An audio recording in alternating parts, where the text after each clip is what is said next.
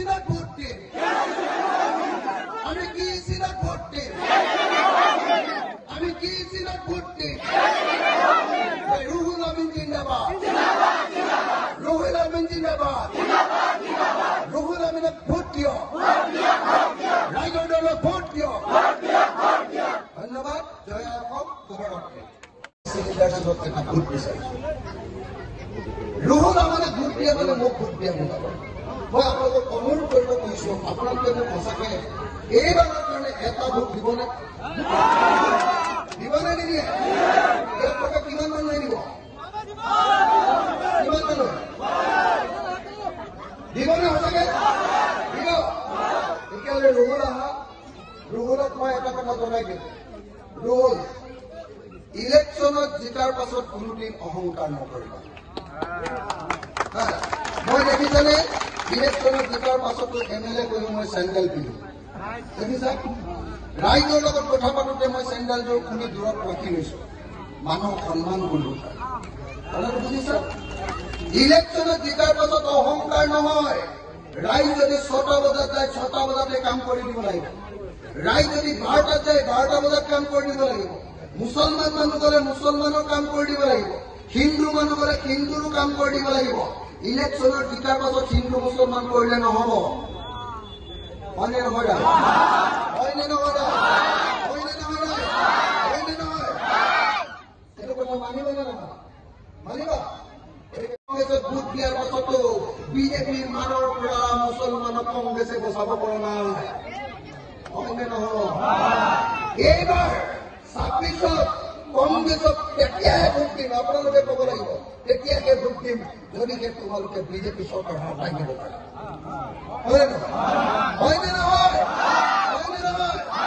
তেতিয়া বিজেপি চৰকাৰ হটাব পাৰিব যেতিয়া কংগ্ৰেছে ৰাইজৰ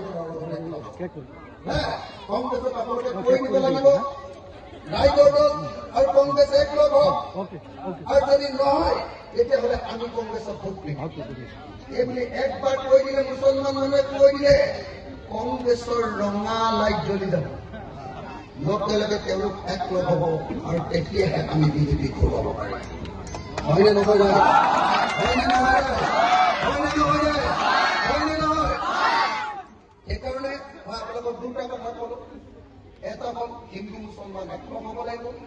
2 নম্বৰ হ'ল কংগ্ৰেছ আৰু ৰাইজৰ দল একলগ হ'ব হয়নে কংগ্ৰেছৰ লগত মই লগ লাগি গৌৰৱ গগৈ কেনেকে যোৰহাটৰ পৰা জিকাই আনিম দেখিছেনে নাই আৰু আপোনালোকৰ ইয়াতে ৰকিবুল হুছেইন জিকিলে ৰকিবুল হুছেইন অকলে জিকিছে নেকি মই আছিলো নে নাই মোৰ ভূমিকা কিমান শতাংশ 100% মই কিমান কষ্ট কৰিছিলো আৰু কংগ্ৰেছৰ কিমান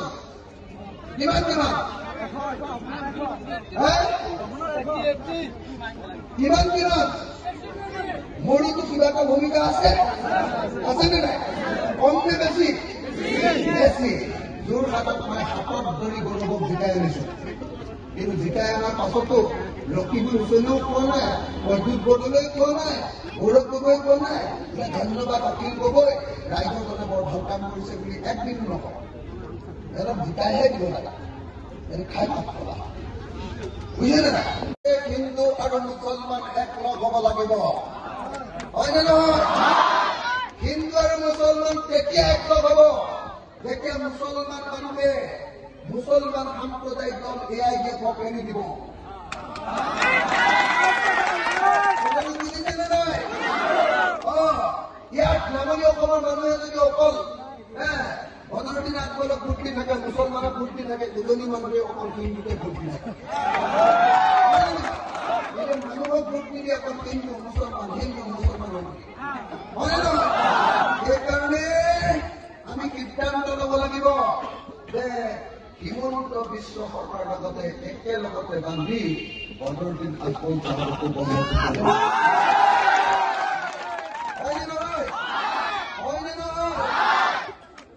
বদৰুদ্দিন আকবৰ চাহাবৰ যিটো তলা চাবি তলা আৰু চাবি ন সেই তলাটো ডাঙৰ তলাটো যে আকবৰ চাহাবৰ ওচৰত অকল তলাটোহে থাকে চাবিটো দিছপুৰত হিমন্ত বিশ্ব শৰ্মাৰ 2026 ইলেকশ্যনত বিজেপিক ব্ৰহ্মপুত্ৰত উঠুৱাই দি আৰু তাৰ পাছত হিমন্ত বিশ্ব শৰ্মাক যি মোক ৩৬ বাৰ জেল দিছে তেওঁক ১০০ বাৰ জেল দিব।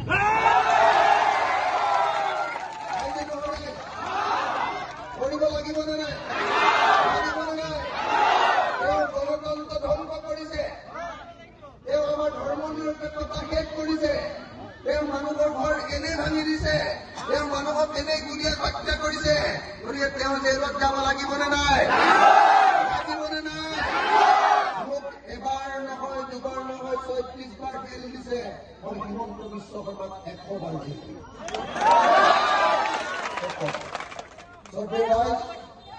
এতিয়া মই দুটা কথা কওঁ। আপোনালোকে বুজি পালে নিশ্চয় যে বিজেপি কিয় খেলিব লাগে, কাৰণ বিজেপিয়ে সংবিধান ধ্বংস কৰি দিছে আৰু বিজেপিয়ে মিছা কথা কৈছে। সেইকাৰণে আপোনালোকে দেখিছে মই জেইলৰ পৰা ইলেকশ্যন উঠিছো আৰু উজনি অসমৰ খিলঞ্জীয়া অসমীয়া মানুহে মোক জেইলত থাকোঁতে ভোট দি ইলেকশ্যনত MLA বনাই দিছে। তাৰমানে মানুহে বিজেপিৰ কথা ছাপোৰ্ট কৰা নাই, মানুহে বিজেপিৰ কথা ছাপোৰ্ট কৰা নাই। মানুহে কৈছে বিজেপিয়ে অত্যাচাৰ কৰিছে আৰু সেইকাৰণে অখিল গগৈক আমি জিকাই দিছো, ই বিজেপিৰ লগত যুঁজিব লাগে, হয়নে? আৰু সেইকাৰণে মই বিধানসভাত আপোনালোকে দেখিছেনে হিমন্ত বিশ্ব শৰ্মাক সন্মুখত ৰাখি চিঞৰি চিঞৰি কৈছো